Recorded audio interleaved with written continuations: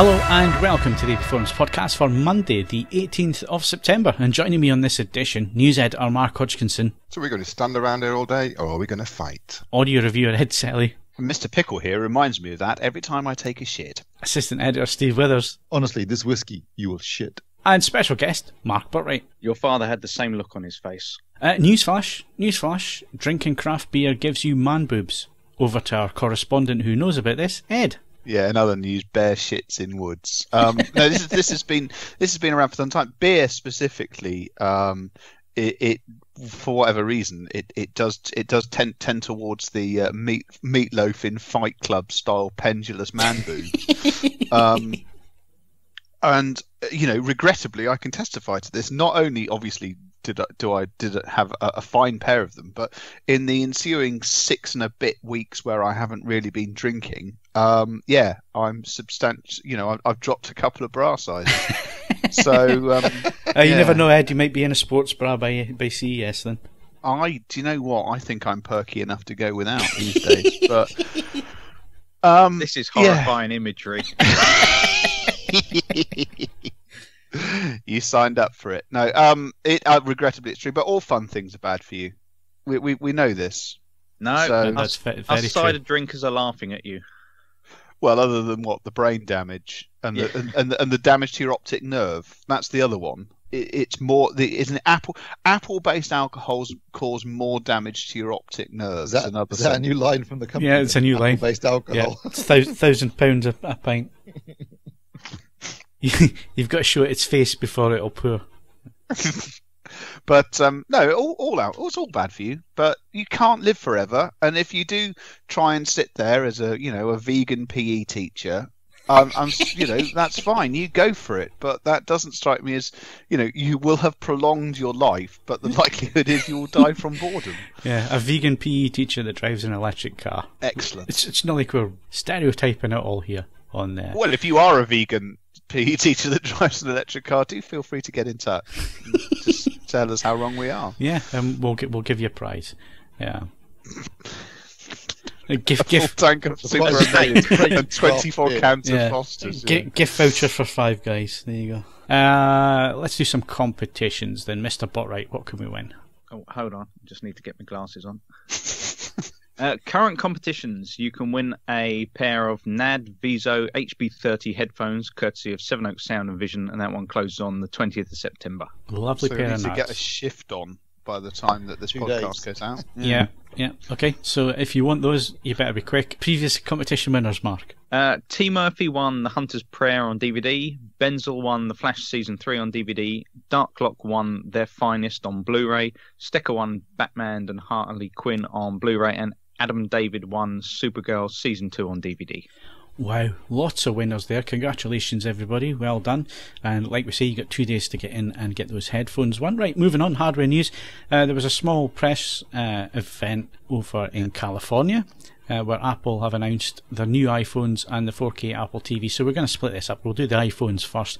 Ed, £1,000, minimum £1,000 for a decent-sized iPhone X. It's getting a bit silly now. Yeah, just do one. A friend of mine on the actual evening of the press conference, he stuck on Facebook, Apple announced slightly better phone that will cost more than the last one. Yep. Hashtag magical.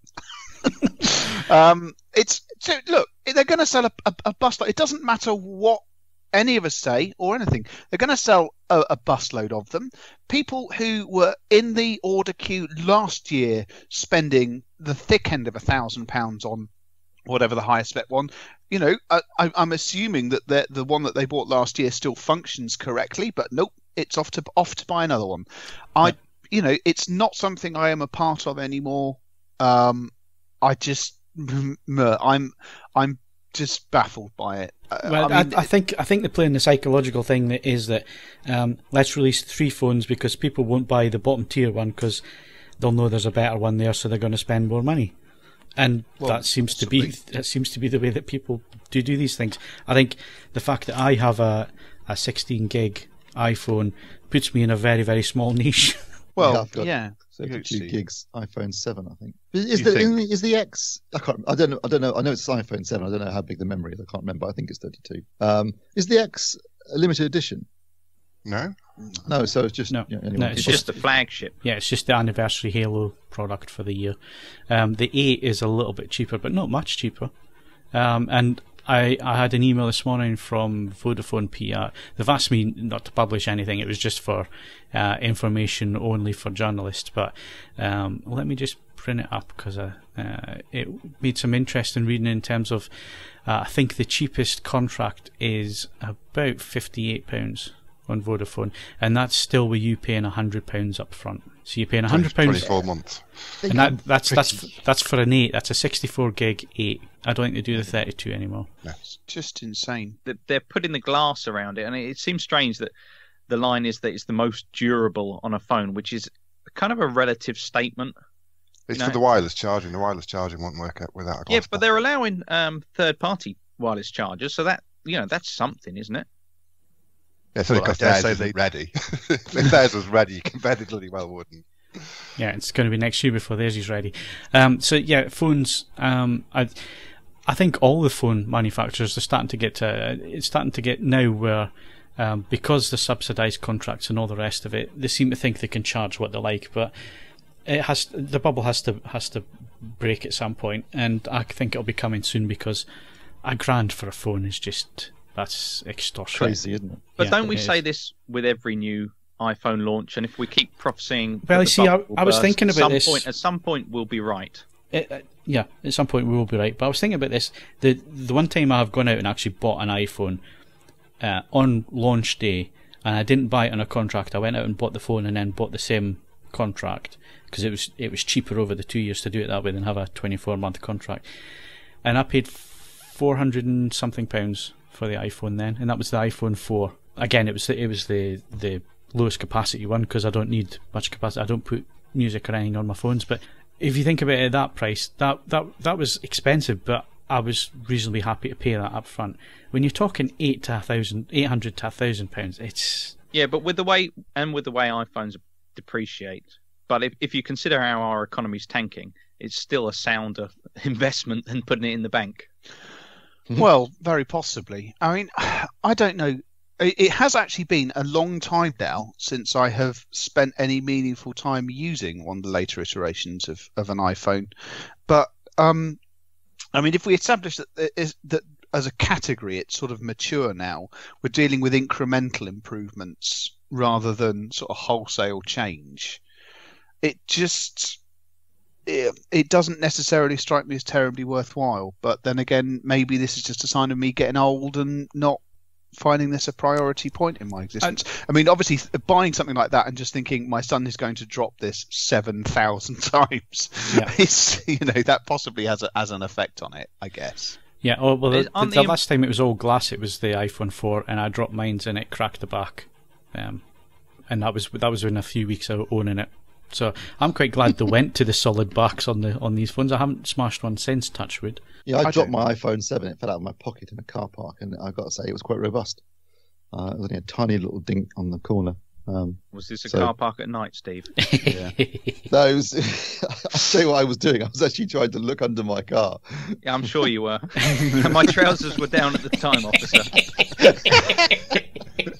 Keep digging. I don't know if anybody else though, but I keep proofing David's phone reviews and thinking they all kind of sound about the same now. And I'm pretty happy with my iPhone 7. I don't really need anything that they got to offer. They're just these are small iterative improvements, and tiny little things that really aren't necessary. So personally, I don't see any pressing need to upgrade my phone. Are the improvements less hardware based, and they're kind of moving more towards software improvements? Yeah, things like the dual cameras for augmented reality, and using Apple Pay with Face ID technology, that kind of thing. Which I don't know, I find slightly unsettling. What, that you've got to look at your phone for it to unlock? No, that you can that you can use your face to pay for something. Use just Face ID to pay. Yeah. It's kind of the Chinese have already got that covered, Mark, haven't they? No, but it's like if someone's going to steal my phone, they're going to rip off my face as well in Silence of the Lambs. Yeah, I think you're getting a bit too deep there, Mark. It's an interesting point that you did raise, Steve. I was going to bring this on to other products, is that everything looks the same nowadays. And if you look at how the mobile phone market has progressed, we are at the stage here where they all look the same. All the Android phones look the same. All the iPhones tend to look the same. And it's the same in other industries. And one that I think of straight away is there's a car show on at the minute in Germany, and it's the big one. It's the one where everybody releases their stuff. It's a bit like the CES of the car world. And looking at all the cars nowadays, Ed, on the roads, they're all the same. And it's getting harder and harder to identify which car is which, because they're all starting to look the same. They're all Euro boxes in grey or black or white. I don't know here. You see, this is where actually, I think we reached the worst point of all cars looking the same about 20 years ago, maybe even slightly before that. There was a point in the 90s where everyone basically designed a sort of jelly mould. And there was a very famous... That started by the Sierra, wasn't it? That was by the mid-90s, there was a very, very famous article by... I can't remember if it was Car magazine or Performance Car magazine, and it was simply titled, "Oh look, it's one of those," and it was about 30 different cars shot from the side with their identifying badges removed, and you know what, it was bastard hard to tell them apart. At the very least, cars, because of this, platform sharing and doing different bodies on that, actually they're coming out of that. But I completely agree with you. With phones, we've sort of discovered a sweet spot for, there's a smaller screen size and then the sort of phablet screen size, and then the boundaries between messing about with those physical sizes is much less than a centimetre in any given direction. And fundamentally, we know what we like. I still love that graphic that basically phones got smaller and smaller and smaller until we realised we could watch pornography on them, and then they sort of expanded again. But nonetheless, they have finished expanding now. We've reached the physical. You've reached the girth of. We've reached the satisfactory phone girth. Yes. Obviously it becomes a sort of, if you like, it becomes more and more of a circus. You have to hype it up more and more and more to sort of hide the fact that there's less and less and less which is actually new. Yeah. And that's about as deep as I want to get at this time of the morning. And the thing is that we were all writing the script for the Apple press conference before it even happened, weren't we? We were having a Skype conversation, text conversation, and we were coming out with all the buzzwords that you hear every time around. It's getting more and more cultish as well. What are they calling their shops now? Town squares. Town squares? Yeah. What's that about? Yeah. Right. Something like my town square, that's for sure. Do you think there are any apple trees in the Apple Park? Do we care? Right, moving on. The one product that it will interest a lot of AVForums members more than the iPhones is the 4K Apple TV. The Apple TV has been forgotten about for a number of years. It's always been very US centric as well, which is, I bought one and it kind of put me off using it, was the fact that none of the apps really appealed because they were really US centric. However, this time around, it's 4K. A lot of the apps on there are going to be usable, like Netflix and Amazon. I'm surprised that those are going to be on there, but there will be, as well as iTunes. And they've done some really interesting things with pricing, Mark, in terms of people who have iTunes accounts and have been buying movies through there. That's got me a little bit interested for the first time in the Apple TV. It's the fact they're going to be pricing the 4K UHD and HDR titles as the same as what they're currently charging for HD on iTunes. And anyone who's bought HD on iTunes already will get an upgrade to UHD, providing it's available, of course, in 4K. So that sounds like a pretty good deal and quite a radical price discount on the competing services. So it's definitely interesting. It remains to be seen whether they'll have a 24 frames per second 23.976 output or not, or whether it'll be 60 hertz with 3.2 pull down as per most of the boxes, which it is currently. I would be surprised if it was, but then again, some of the smoothing processors and video processors now to 59.94 are pretty good, so you can watch you can watch that content without too much visible judder. So I would guess they would go that way for compatibility, but it remains to be seen. But yeah, it's certainly in terms of the pricing for 4K movies through iTunes, it's quite attractive. Makes it a really attractive proposition having all that 4K content, or potential to have all that 4K content in one box, Steve. You know, if they've got Amazon, they've got Netflix, and of course Netflix now doing Dolby Vision as well as HDR10. Amazon doing HDR10. I believe that Dolby Vision will come along at some point. Amazon do Dolby Vision in the States actually already, Phil. Right, so for some reason they haven't rolled it out elsewhere. But it will come. You know it's going to come. Yeah. So, I mean, there was a thread on the forums, and of course, no, the Apple TV is not going to replace UHD Blu-ray, but it makes an interesting point that for a one-box solution, if you've got a really good internet connection and you're happy with streaming quality, and it will, I haven't said it's going to do Atmos, but it does Dolby Digital Plus, which Atmos is more than capable of being used on that. So, in likelihood, Atmos will turn up on there as well at some point. It's looking like a cracking little box for 4K content. Yeah, I'm very tempted. It's you're right. It's got everything in one place. I think, and I could be wrong here, but I think Apple also are going to use Dolby Vision on iTunes, aren't they? So yes, it's going to be Dolby Vision. Is definitely Dolby Vision capable. I don't know. So you've got Dolby Vision, iTunes, Netflix, and Amazon if you're in the US. In the UK, you also get Now TV on it as well. So that's great. So it really is a one. But I mean, I moved my old Apple TV into the home cinema when I got the B7 because that had all the apps on it already. And it's been actually found to be really useful using it as a streaming source for all those particular services. So I think it's definitely going to. I mean, for a number of years now, the Apple TV's been behind the game. But I think now Apple are back at the front. I mean, Mark probably has a better opinion on this than me because he's obviously seen. I would say the Shield. I'd say the Shield still trumps it, but but it's the Shield doesn't have Dolby Vision, so that's in contention. Not streaming services. Yeah. I think it's back in contention. I think the Dolby Vision thing is a big thing. I think that's big news for Apple. It's also extremely big news for Dolby because they suddenly have Dolby Vision content being provided on a very big, big service and on a very, very popular device. And you're right, Phil. Although they don't mention it, if it can do Dolby Digital Plus, there's no reason why it can't also deliver Dolby Atmos. So things like, for example, like the Netflix app, which already does support Dolby Atmos on certain devices, including the LG TVs, could be included there. So that's starting to look like a really, really strong contender. And yes, it won't replace Ultra HD Blu-ray if you want the very best. But I'm always consistently surprised at how good streaming can look, even on a big screen. So yeah. Really good news. Yeah. Can you run? I've not really looked into it, but can you put a VPN on Apple TV? Is there a VPN app? So you could look like you could have it. You look like you're in the States, basically. You can do it relatively easily. Yes. Can. Yes. Okay. You can do it. Interesting. Yeah. So yeah, it'll be interesting. Hopefully, we will get one in for review.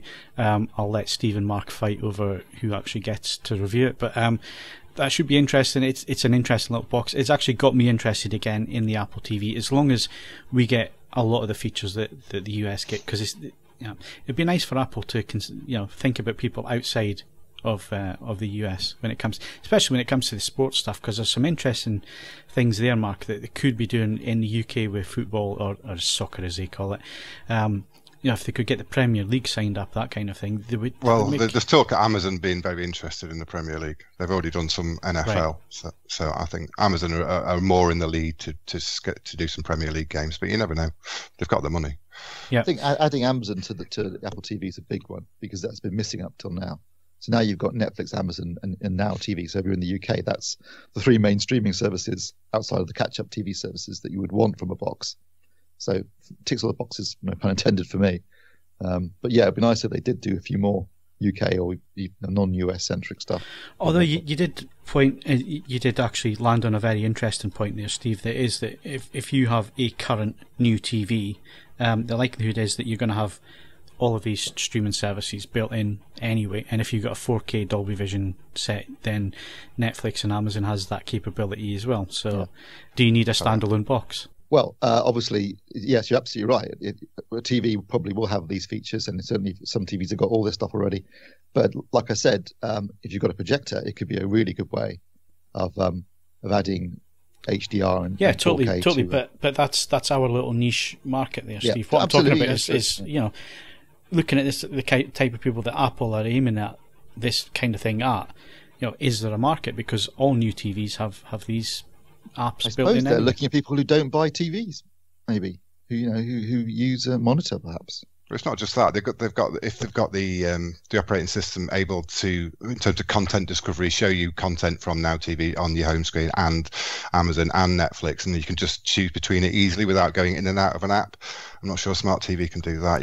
The Shield's certainly going that way, where apps can access the content discovery bar at the top, so you can just continue watching your last Netflix series or your last Amazon series, and that's an advantage to a dedicated box. Okay. But again, this Samsung TV that I have here, Mark, as soon as you highlight along the bottom bar that you want Netflix or Amazon, it actually brings up what you've recently been watching and what's new to the service. So things are catching up in terms of content discovery. I've got to say, I'm well impressed with WebOS in terms of using it as a internet platform. Really, really great for nipping in and out of all different. One good thing about the Apple TV is at least it doesn't cost an arm and a leg. I know it's more expensive than it used to be, but 179 quid is the kind of money you could happily, not happily perhaps, but the kind of money you could spend without it making a massive dent in your wallet like £1,000 on a phone would be. So it's exactly the same as the Shield TV. Is that? Oh, that's what their price is based on. Yeah. Okay, well, it's interesting. Hopefully we'll get in for a review as soon as we can, and we'll see what it's actually like. So talking about UHD and 4K, very quickly, Steve, because the article is up on the homepage and people can go and read it for themselves, but you've rounded up all the UHD Blu-ray players that are available in the market as it stands. Yeah, I have. And we've been through every single one that's currently available, and we've sort of picked out the best bits of each player. And I think overall, there are some cracking deals out there. I mean, prices have, with the exception of the Oppo, prices have tumbled over the last few months. So if you're thinking about buying a player, now is a great time to get one, because you can pick up the Samsung UBD K8500, which was released last year. It was the very first Ultra HD Blu-ray player. You can get that for £179. And that's a bloody good player. That's cracking value. Yeah, cracking player. £179. You can't go wrong. That is, if you're thinking about dipping your toe in, and we just said £179 for the Apple TVs are not unreasonable. Yeah, you can get yourself an Ultra HD Blu-ray player for the same price, and it's got the streaming services, and it does them really well. Yeah, that's a big selling point for the Samsung is the streaming side of it. It's got everything on there, all the catch-up stuff, and it's really good quality, and it does auto refresh. Right? So. Yeah, it's really good. So that's a cracking deal. If you don't fancy that, you've also got the Panasonic, the UB300, again less than £200, or you can even go for the Xbox One S, of course, and get a games console as well. So at the lower end of the market, some great options. At the higher end of the market, it is expensive, but there's no question if you want everything right now, you're looking at an Oppo. You're looking at the Oppo UDP 203. £649, I grant you, is not cheap, but you do get universal playback, so it'll play back, DVD, Blu-ray, 2D and 3D. It'll play back CD, DVD audio, and SACD. It'll also do Dolby Vision. It's got analog outputs if you want those. I mean, it's got everything basically, and it's the only player on the market, unless you go for the 205, which obviously is crazy money, but if you're talking about sensible-ish money, 203 is the one to get because it's got everything, and it's a cracking player, and it's well made, and it's nice, and you do feel like you may have spent a bit more, but you do feel like you've got something, you've got value for your money, and also it can be modified very easily for multi-region playback as well. So that's the one to go for. If you don't want Dolby Vision, then the Panasonic UB900 is still an absolutely cracking deal. You can get that for about 350 quid, I think it is now, and it's still a really, it's a fantastic player and does everything you'd want it to do, except for Dolby Vision, so that's definitely worth considering. And if you want universal playback, so you want to be able to play SACDs and DVD audio, but you don't want to shell out for the Oppo, then the Sony X800 is again a really good deal too. Doesn't do Dolby Vision, but it will do, and it doesn't do analog either, I should stress, but it does do universal playback. So those would be my sort of top tips for players at the moment. And obviously, if you want Dolby Vision, but you don't want to pay for the Oppo, then your option is the LG UP970, which you can get for about £279 now, £250. So again, it's not the best player. It's a bit flimsy, and it's got its issues, but it's the cheapest way of getting Dolby Vision. Okay. How sick are you of UHD Blu-ray players now, Steve? And how well thumbed is your thesaurus on the page saying identical synonyms? I won't be unhappy if I don't have to review one for a little bit. Yeah. Yeah, QC. I know a lot about Ultra HD Blu-ray players now. Yeah. Another boatload of them coming in less than 114 days, Steve, at CES. So we'll get all the announcements. Well, they'll be announced at least. Living the dream. Yeah. Right, so that's the UHD Blu-ray players. The roundup is on the homepage, so if you're interested in that, go and search it out and have a good read. And there also on the homepage is the OLED TV comparison as well, so if you're thinking of upgrading your TV as well, that's also on the homepage. Go and have a read of that. It makes for interesting reading. Right, let's move on to the future of technology. We're talking turntables and vinyl.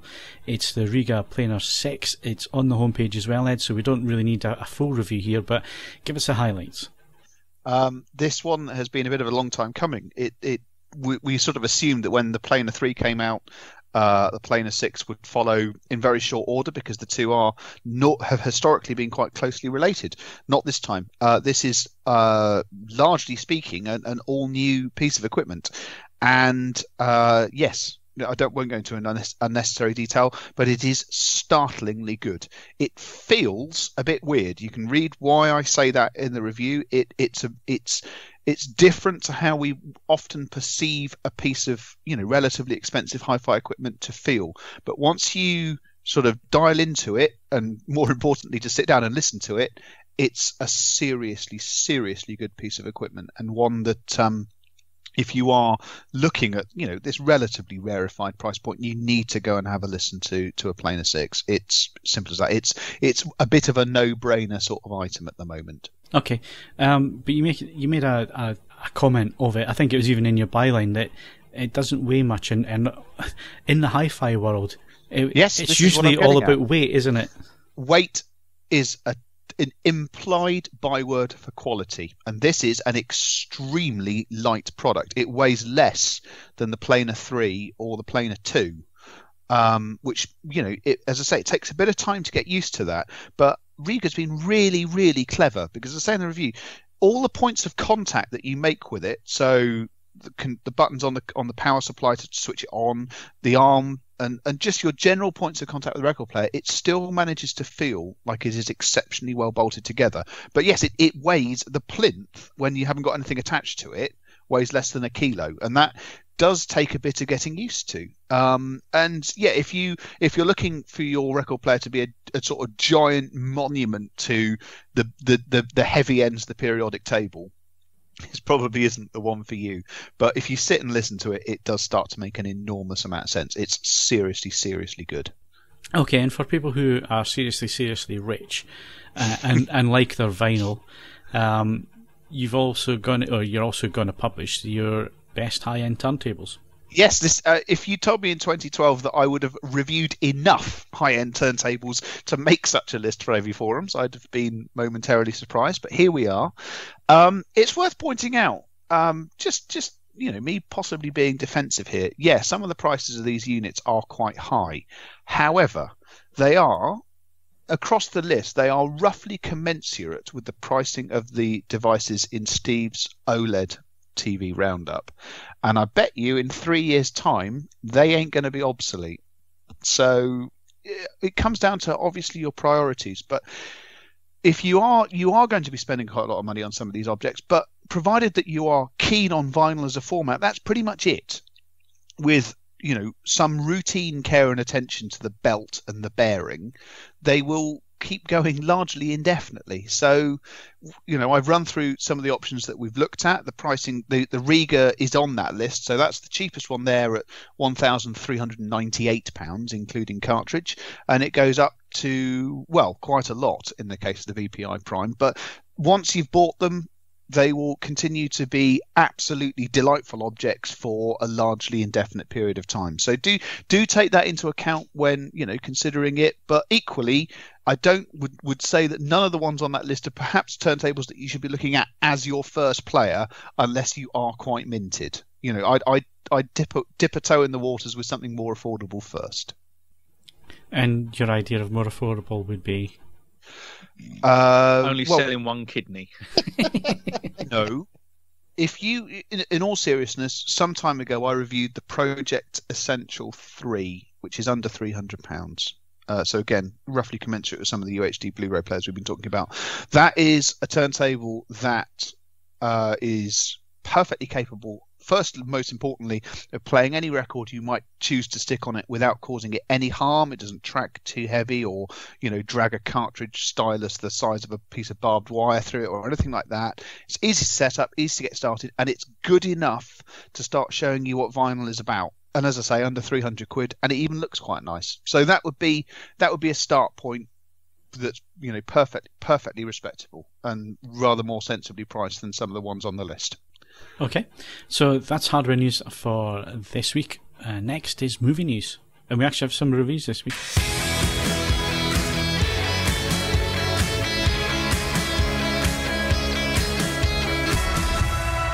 Alright, so moving on to movie news, and myself and Steve actually managed to get out to the cinema this week. In fact, my card is now washing its face. I'm breaking even at this point. I've seen 2 films this week. I wanted to see 3, but Detroit has finished its run, unfortunately, at the cinema, so I left that one too late. I don't think it's gone down as well as we thought it was going to perform, Steve, which seems a little bit disappointing. It'll have to be one that we get on a streaming or pick up on disc. I did manage to see Logan Lucky. I keep wanting to say Lucky Logan. But I did see Logan Lucky. Absolutely fantastic. A 10 out of 10 from me in terms of the fact that there is a Grabber Blue Mustang GT350 featured quite heavily in it, and it sounds absolutely glorious. 7 out of 10 for the actual movie. The 10 out of 10 for the car. 10 out of 10 for the car, absolutely. If they brought that to the UK, I'd be first on the order list for that one. Absolutely beautiful. Right, anyway, 7 out of 10 for the movie. It's a good, fun caper heist type thing. Not as good as Ocean's 11 or anything like that, but then it is funny, and Daniel Craig is just playing so against type. It's hilarious. Just every scene he's in, he steals, basically, for me. Some real laugh out loud moments in there. Some real redneck American humour. Yeah, it's actually surprised me at how funny I found it. Like I say, it's not the greatest heist caper movie out there, but for a couple of hours it's enjoyable fun, and I enjoyed it. And I actually went into the captioned screening. I didn't realise it was captioned, which annoyed me for all of like 5 minutes at the start, and then you ignore the subtitles on the screen. So yeah, it was enjoyable. And then last night I went to see American Assassin. It was the opening night for that. Wasn't sure what to expect. I only saw the trailer for it the evening before when I went to see Logan Lucky, so I didn't realise it was out the next again day until you told me it was, and I booked a ticket and went to see it. So it's a difficult one to categorise in terms of it takes its influences from a lot of things, like your Jack Ryans, your Jack Reacher, your Bourne films, that type of movie. However, those movies have certainly moved into the more sort of 12A PG-13 realm in recent years. So it's nice to see that this was rated at 18, which was one of the appealing things for me to go and actually see it, because I'm thinking I went to go and see it. Yeah, given what the hell have you got to do? Yeah, what have you got to do these days to get an 18? And really, there's a lot of torture scenes. There's a lot of it's the torture that got in 18. Yeah. Well, I'm not going to spoil it, but there's pulling body parts and stuff. And it's really quite graphic. If you don't like your violence, your brain headshots and all that kind of thing, this is pretty brutal, and his arms being broken and headbutts and all that kind of thing. If you don't like that kind of thing, you're not going to like this film, because it is really intense that way. However, I think the genre's been, when you're talking about Islamic terrorism and nuclear terrorism and all that kind of things, these are not nice people, and they do some really brutal and violent things, and a PG-13 just doesn't cover it. If you're going to go into this subject matter, then go full on, which this film does. It starts out really good. Again, we're not going to spoil it. It has a really interesting take as to how our hero, I'm trying to remember his name, it's Rapp, isn't it? It's Mitch Rapp. Mitch Rapp. How he falls into working for the CIA. The way that happens is really, really interesting. I haven't seen it done before. And it's really quite powerful, and you can see the motivation as to why somebody would then want to dedicate their life to that line of work. And it does have the spy, the whole spooks type of thing vibe running through it. The problem is it falls too much into that for the second half of the film. So it starts out really well, and you think, oh, this is going to be really good. They're really going to tackle some burning issues of the moment and all the rest of it. I think probably midway through the second act, especially when he starts training to do the role that he's going to do, it just gets very, very familiar in terms of, we've seen this before, we've seen these tropes before, we've seen this kind of plotting before. The whole plot of the film changes quite drastically, and what you thought you were going to follow, you don't actually follow that. You go off on another tangent, and it really reminded me of Jack Ryan type of adventure. The Jack Ryan one, some of all fears. Some of all fears. It goes off in that tangent. That one particular is the one it reminded me of the most. Yeah, but if you like your violence, if you like your reality, if you like your spy thriller action stuff to be, intense, and there's some good performances in here. Michael Keaton's brilliant. He's really good. Really good. The guy that plays Rap, I think he's O'Brien. Dylan O'Brien. Haven't seen him in anything. I believe he's a TV star. He's more TV. He's in the Maze Runner movies, right? And he's also in Deepwater Horizon, actually. All right, okay. He wasn't familiar to me, but for somebody who was playing the lead role, I thought he held it up pretty well. He's a likable character, and it was interesting. It's just, like I say, second act onwards, it became very familiar. The plot started to get a bit confusing in itself, not confusing for the viewer, but they had some interesting points that they were trying to make, but it felt like it got buried. And the actual end, which again we're not going to spoil, it was just a little bit, okay, you've gone for the big end in here, where it probably didn't really need that to tell the interesting story. I think there was a more interesting story there from the first act going on. I don't know what you think, Steve. Yeah, definitely. I thought the first half of the film was really good, actually, and like you say, had an interesting take on events and a different angle for the protagonist. And I think, this is really good. And I didn't realise until I read Kaz's review, it's based upon a series of books. The second half, unfortunately, becomes quite derivative. It's more of your typical, spook style. It felt like an episode 24 in the second half, didn't it? And in fact, actually, the plot from 24 has been used a few times in a similar fashion. And towards the end, it got a bit silly, which is a shame because the first half was quite realistic. There was some really, really good stuff when they're doing the training, when he's talking about, that's not how you kill someone, that's just in the movies. This is how you do it for real. And I thought, yeah, this is good. I like this. They're going for a realistic angle, and then it got a bit unrealistic towards the end. It was almost like a shame. It was almost like two different films. Two different films, yeah. It really was. But I still enjoyed it. I think Kaz's score of 7 out of 10 is about right for me. I think it's a fun, entertaining 2 hours at the movies. I thought the action was well done. The leads are likable, and Michael Keaton was really good. And yeah, I came out of it thinking, I enjoyed that. I mean, I think it could have been a lot better if it had stuck to its guns in the first half. From the first half, pun intended. Pun definitely intended. It would have been. I think it'd have been a better movie and more original. But as it stands, it's still an entertaining film with an interesting take, as you say, on the backstory to the protagonist. And apparently, this is the 11th book in the series where the writer went back to explain the backstory to Mitch Rapp. Unfortunately, Rapp's not a great name because I kept thinking they were calling him Rat through a lot of the film until I worked out his name was Rapp. Why are they calling him Rat? But apparently it's based on a series of books, and they have optioned more of them, so there could be more of this does well at the cinema. But what I did like, best of all, you mentioned it, Phil, is it was 18 certificate. They didn't try and water it down for a PG-13 crowd. They didn't, and in giving it a relatively young protagonist, and he's in his early 20s. They could have gone that way. They didn't. They stuck to it and kept it. They could have gone for the bigger audience with a PG-13 or a 12A certificate. But when it's about the subject matter that it is, and everything else has moved into the lower, certification category, this stuck to its guns, like you say. It showed you that these are not nice people, and they're not dealing with nice people. And when you're talking about Islamic terrorists and that kind of thing, it's actually showing you the reality behind it. Which is what you want to see on the screen, and that was disappointing that they didn't carry that through. It became your run-of-the-mill actioner in the end, and the ending was just silly, like you say.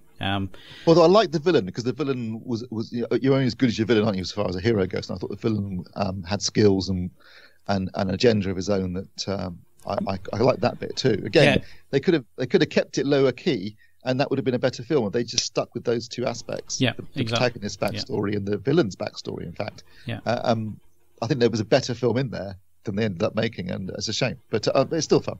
Yeah.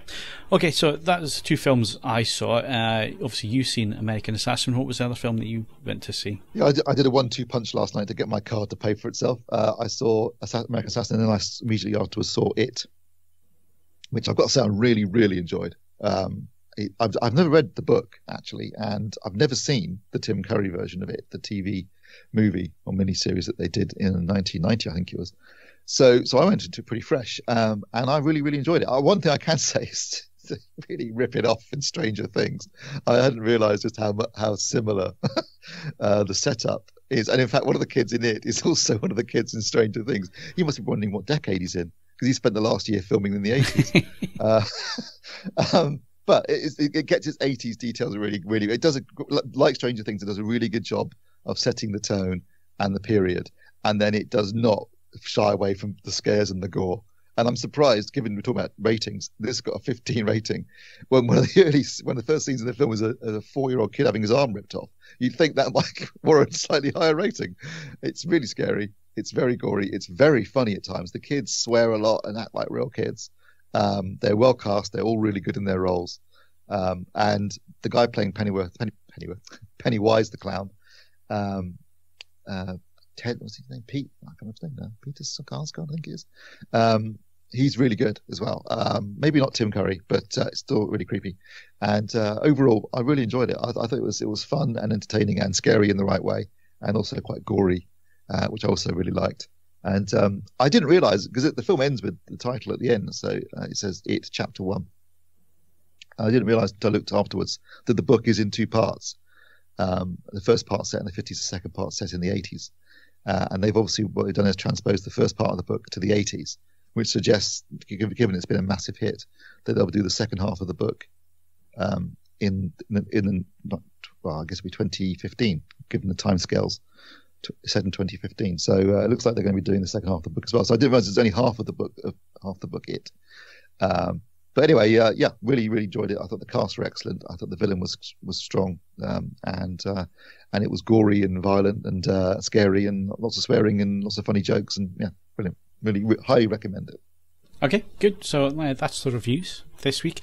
So films opening this Friday, Steve, stuff that we can go and see. One big opening this week. We got Kingsman, The Golden Circle, obviously. Oh, at last. The Secret Service. I am so sick of seeing the promotional stuff for this. Yeah, it seems to be it's been going on for months. So finally the film's getting released. Great. We can stop seeing all the trailers now. Yeah, and it opens on I think it's either the Wednesday or Thursday next week, so we'll be able to see it before the podcast. Oh yeah, cool. Am I the only one who thinks Double bill with Mother? Sorry. Sorry. Go on. No. You go ahead. Mine was just going to be smut. when have we ever turned down smut? Go on. Yeah, well, go on, it's just. Am I the only one who thinks the title of it sounds like a Viz Profanosaurus entry, The Golden Circle, with the speedboat? Yeah, I think you're the only one. All right, fair enough. It seems they've really hyped this up, and I hope they haven't overhyped this, Steve, because I did enjoy the first one. I thought it was really quite fun and entertaining, and the comedy was great. The characters were good. It was really out there. It was silly. It was preposterous, but it was enjoyable. It looks like they've really ramped things up, turned it up to 11 on this one. I just hope they haven't spoiled it. Yeah, no, but it's the same director and writer, so Matthew Vaughn and Jane Goldman. So I've got hopes that they can deliver a second. Obviously, they've introduced The Statesman, which is the American version of the Kingsman, which looks like it'd be fun. Julianne Moore appears to be the villain, and it looks like she's basically Amazon. I think last time it was Samuel L. Jackson being, I don't know, a weird version of Steve Jobs, I think. Yeah, if it can deliver the same laughs and over the top action that the first one did, and wink to the camera every now and then I'm sure it'll be fine. It looks like it'll be fun in the trailers. In the many trailers I've seen. Yeah, the original film as well ended on bum sex with a princess, and that's the best ending you could ever have. Didn't Ed say that they had to adjust the HDR? I am told that last scene had to be modified slightly. But apparently, I was checking on IMDb because I couldn't place one of the people in the trailer, and he was in Game of Thrones, which is where I've seen him. He's one of the ones born. But it would appear that the princess lady is in the second one, as are her parents or people playing her parents. So we'll be interesting to see where that goes. But yeah, it's. I mean, I don't know. I mean, obviously, the cinema is a terrifying place full of other people, but I might possibly feel compelled to go. It depends how quickly I can start walking again. Right, okay, so we're running a book on this. I say you won't do it. I reckon you're probably right. I'm just saying there is an outside chance I might possibly go. Anybody want to take the outside chance? 10 to 1? No. I think there's a chance if someone drops him off at the cinema and he has to try and walk out. Well, no, I'm off to be checked for MRSA later today, and if that's the case, then I get operated on the 29th of September. So it really comes down to whether it's MRSA. It's the and it's the superbug that they're trying to keep out of hospitals. I need to be very clear about this before anyone gets. I am not suspected of having MRSA. It is something that Milton Keynes Hospital does to all people coming in for day surgery, so as to prevent the infection being brought into the hospital. I was just going to say you're going to get contacted by a lot of PR agencies saying, "No, keep the turntable." Yeah, so don't tell him that. He'll use that ploy. He will. Yes, thought my leprosy would have been more of an issue, but Steve, it's a superbug. It's not another form of HDR. Yet. Yeah, it's an immersive sound system.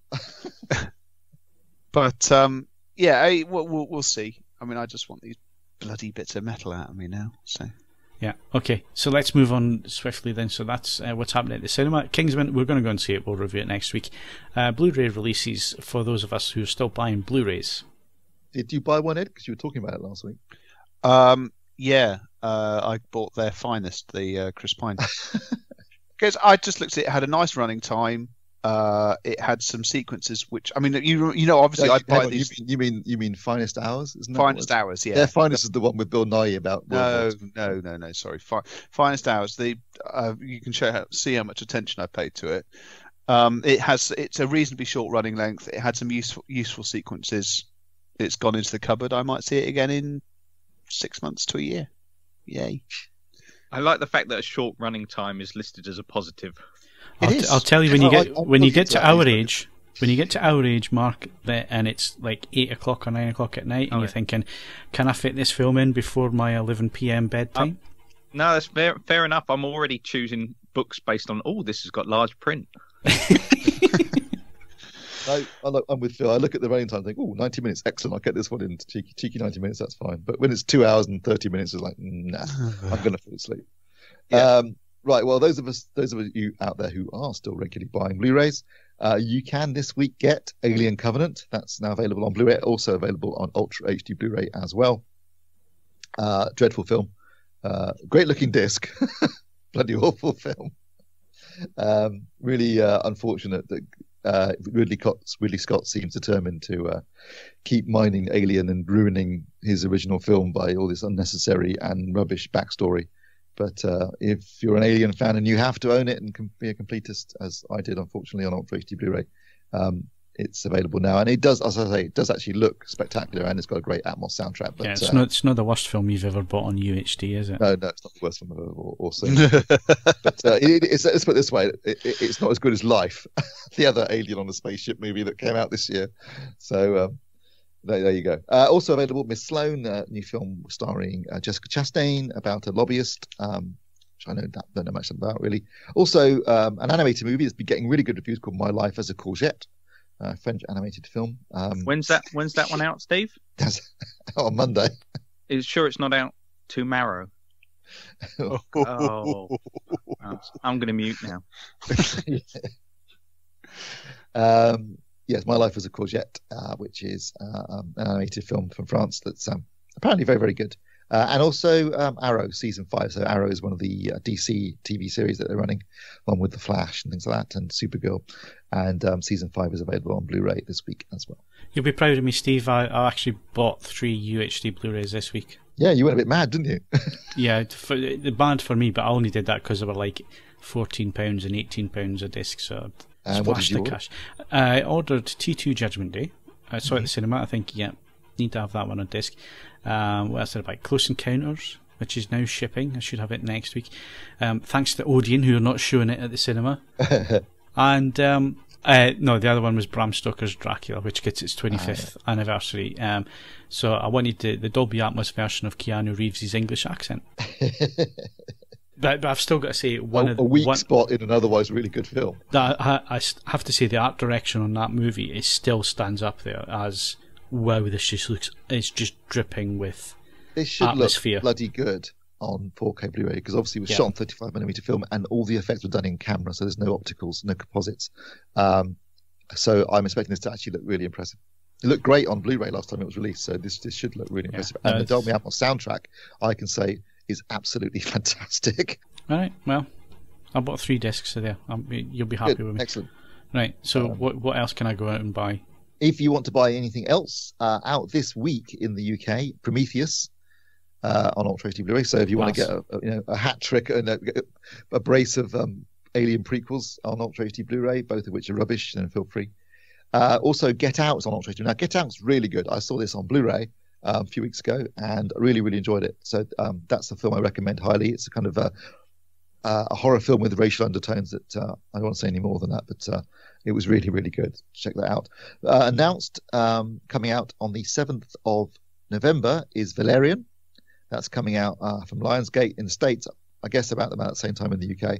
But certainly in the States, the 7th of November, and it's going to have Dolby Vision and Dolby Atmos. It's going to be a demo disc. It's going to be one of these reference discs going forward. It's going to look stunning. And also coming out a week after that, on the 14th of November, again in the States, is Atomic Blonde, which will also be Dolby Vision and Dolby Atmos. So more Dolby Atmos titles. I mean, it's interesting that we mentioned earlier about Apple adopting Dolby Vision. So that's going to be a big boost for the format, I think. And also, we've been talking about HDR10 Plus and stuff. It's worth remembering HDR10 Plus is not part of the Ultra HD Blu-ray specs yet. And I've already got 8 discs that have Dolby Vision on them, and there are a lot more coming out. So I think initial first blood at least goes to Dolby in terms of the so-called dynamic metadata format war. Yeah, and the fact that they developed HDR10 as well, which the vast majority of discs have. So there you go. Yes. Right, let's move on swiftly. Some more Star Wars news to bore everybody with. We're only going to spend 3.5 minutes on this, Steve. So crack on. Yeah, well, obviously we mentioned last week in the podcast that the director of Episode 9 had been sacked. For whatever reason, it created differences. Apparently he was very difficult on set, but I think mainly because his previous film absolutely tanked. And unsurprisingly, we were discussing when they might go for Rian Johnson, but obviously he's still busy doing Episode 8. Unsurprisingly, they've gone and brought in J.J. Abrams, who was doing nothing anyway, as far as I could tell. So he's going to be coming back to direct Episode 9 after directing Episode 7. So we can all expect a remake of Jedi, presumably. And as I mentioned last week, I suggested this is going to happen. It did happen. They've also moved the release date from May 2019 to December 2019, which makes sense. Obviously, they haven't even written the damn thing yet, and they've got to, they're not going to do it in time. I still expect them, although they're still saying May for Han Solo movie. I'll be gobsmacked if that doesn't get pushed back to December next year as well, because why rush it out when you're still shooting? They're not going to get the effects done in 6 months. So that's the big news, really. J.J. Abrams is back doing Episode 9. And I'm really disappointed at that news. Yeah, Ken Loach. They overlooked Ken Loach. Yeah.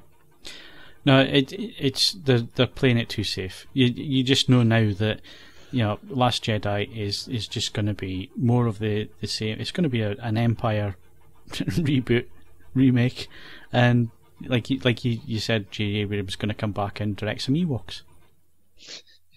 Yeah. I mean, it's not that he did a bad job. Obviously J.J. Abrams did a great job as far as Disney is concerned. With Episode 7, it was a massive hit. It rebooted the franchise and did everything it was supposed to do, although I think we all agree he played it way too safe. I still have hopes that Rian Johnson can do something different with episode 8. He's an interesting filmmaker, but he's obviously knows how to play the game, unlike everybody else they've been hiring, because they were going to hire Josh Trank to do a standalone movie, and then Fantastic Four came out and absolutely tanked, and it was a complete disaster. He got the boot. Gareth Edwards got brought in, tried to do what he wanted to do, and then got pushed aside as they finished it with another director. They've sacked Lord and Miller at the end of production because they were trying to do things their own way. And then they brought in Ron Howard. You can imagine anyone less interesting to do a film. No offense to Ron Howard, he's a journeyman. And then they had Colin Trevorrow, who again had done Jurassic World, but his next film bombs, and they've got rid of him too. Although apparently he was being very difficult to work with. It's like they just want people who are going to do what they're told and are going to toe the party line and stay within the guidelines set by Kathleen Kennedy and Lawrence Kasdan, and I guess that's the way it's going to be, which is a shame because, as you said on many occasions, it would be nice to have different people bring a different take and a different feel to things. I was going to make a controversial suggestion of who should be doing the last of the episode movies, and that's George Lucas. Why not? Yeah, go full circle. And I can guarantee you this will not be the last of the episode movies. If there's billions of dollars out there, Phil, they're going to keep knocking these out, aren't they? It will be episode. Yeah, 10, well, I mean, 11, you can 12. see it. You can see it's a money-making machine because obviously they're building the 2 Star Wars theme parks at the Disney World in Orlando and California. They're pouring billions into developing those. They're making, like you say, they're making money. I hate the idea of the Han Solo movie. I hate the idea of a Ben Kenobi movie. I really don't like the idea of a Yoda movie. I've lost kind of interest in the episode movies at the minute. I'm going to go and see them. I'll spend my money on them. They'll make billions, but that's all it's going to be. It's just going to be for the money. And they're going to it's play weird it safe. that we started talking about the new iPhone and our utter indifference to that, but acknowledging that they'll make a fortune. And we're basically ending the podcast talking about something we've also lost interest in, but acknowledging it will still make a fortune. Welcome to popular culture, everyone. Don't get me wrong. I will be at the midnight screenings of these films. Don't get me wrong. But I feel like I have to do that because I've got a history with it, and I've done it in the past, and. It's almost like Stockholm syndrome, isn't it? Yeah, that's what it is. I think that's what it's coming down to. Having said that, I've started watching Rebels season 3. I've only watched 2 episodes so far, but I'm thoroughly enjoying it. I think it's a great series. I think that's the kind of thing they should have been doing from the start. Completely new set of characters, doing their own thing in the Star Wars universe, and occasionally touching on other aspects of the Star Wars universe, but keeping it within that world, but still relatively separate. And they're fun, entertaining stories with interesting characters. And they've expanded the universe in terms of there's a whole thing now with the Bogan and the all stuff that if you know a lot about Star Wars and the original writing of the original film, they're bringing in aspects that George Lucas was playing with in his original screenplays, but they're actually used in the finished film. So there's still some fun to be had there. But I think you mentioned Rebels here. I think that there is. I think it was season 2. There was an episode about the Jedi Temple. Yep. And I have a sneaky suspicion that is going to be The Last Jedi. A lot of that from that episode, I think you will see that being used in The Last Jedi. Well, we'll see. But anyway, I think it's that's the kind of fun thing they could be doing. And I've got to say, like you, I've got absolutely no interest in a Han Solo movie. I just couldn't imagine anything worse. It'll just ruin the character any more than George already has with his not having Han shoot first scene, or that Harrison Ford did himself in Return of the Jedi. I still have hope that The Last Jedi could be good because I do think Rian Johnson's a talented filmmaker and writer, and done some interesting work so far. The thing that's worrying me about that though is how much praise he's getting from Lucasfilm at the minute. That's the worrying thing. Right, so Mr. Botwright, you looking forward to these? No, and I was just thinking that's a bloody long 3.5 minutes, to be honest.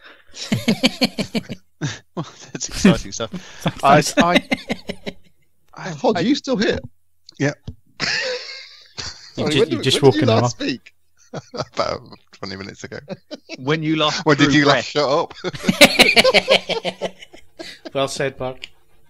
Yeah, fair enough. Have you got anything to add to this, Mark? The Star Wars, I'm just getting increasingly disenfranchised with the whole thing. I just don't bother reading about it anymore. I'll watch them when they come along. Whether I go to the cinema or not, I don't really know. But it's still just dragging on now, like life. and I think that's on that depressing note, we need to end the podcast for this week. Thanks, Mark. We're all in tears now. My thanks to Steve Brothers. So, hail Satan and have a lovely afternoon. Mark Hodgkinson. Anybody tell me what this is? Ed Selley. The suit is the modern gentleman's armour. And Mark Botwright. And yet some still doubt this is the work of the Antichrist. Is that a line for the film, or are you talking about the podcast? A little from column A, a little from... Don't forget, you can follow us on Twitter and Facebook, bookmark AVForums.com for latest reviews, news and videos, and of course, leave us a 5-star rating on iTunes, but only if you enjoyed the show. I'm Phil Hinton, thank you very much for listening, and we'll see you again next week.